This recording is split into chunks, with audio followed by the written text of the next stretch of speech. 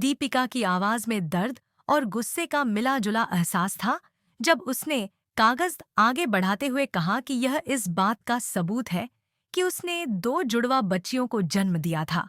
चिराग स्तब्ध खड़ा था, मानो उसके पैरों तले जमीन खिसक गई हो।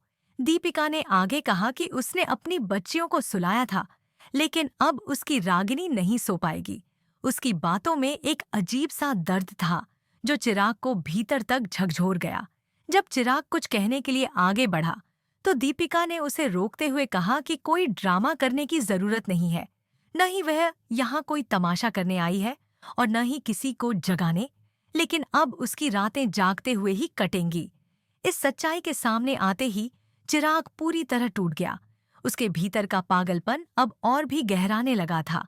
दूसरी तरफ लावण्या को जब यह सब पता चला तो वह क्रोध में आकर चिराग को थप्पड़ मार देती है।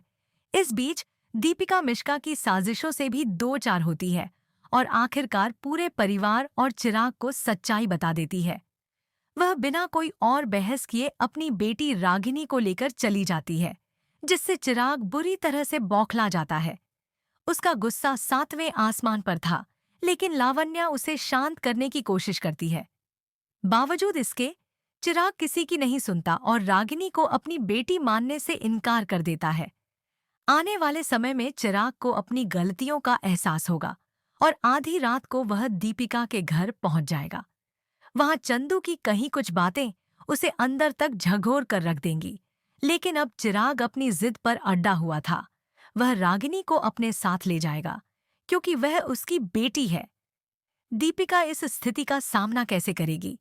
क्या वह चिराग को रागिनी ले जाने देगी या फिर एक और जंग छिड़ेगी? इसके साथ ही मिश्का अपनी घटिया साजिशों को अंजाम देने के लिए तैयार है। क्या यही वह समय है जब चिराग और दीपिका फिर से एक हो सकते हैं, या उनकी कहानी यहीं खत्म होने वाली है? क्या आप चाहते हैं कि यह शो ऑफ एयर हो जाए, या फिर चिराग और दीपिका की केमिस्ट्री को और गहराई से देखना पसंद करेंगे? अपनी राय कमेंट में जरूर बताएं और आगे की अपडेट्स के लिए हमारे साथ जुड़े रहें।